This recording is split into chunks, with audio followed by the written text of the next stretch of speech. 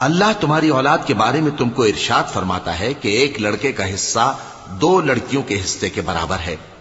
और अगर औलाद मैयत सिर्फ लड़कियां ही हों, यानी 2 या 2 से ज्यादा, तो कुल तरके में उनका 2/3 है, और अगर सिर्फ एक लड़की हो तो उसका निस्फ है। और मैयत के मां बाप का यानी दोनों में से हर एक का तरके में 6ठा हिस्सा है, बशर्ते कि मैयत की औलाद हो। और अगर औलाद न हो और सिर्फ मां बाप ही उसके वारिस हों तो 1/3 मां का हिस्सा है, और अगर मैयत के भाई भी हों तो मां का 6ठा हिस्सा होगा। और ये तकसीम तरका मैयत की वसीयत की तामील के बाद जो उसने की हो या कर्ज के अदा होने के बाद जो उसके जिम्मे हो अमल में आएगी। तुमको मालूम नहीं कि तुम्हारे बाप दादों और बेटों और पोतों में से फायदे के लिहाज से कौन तुमसे ज्यादा करीब है। ये हिस्से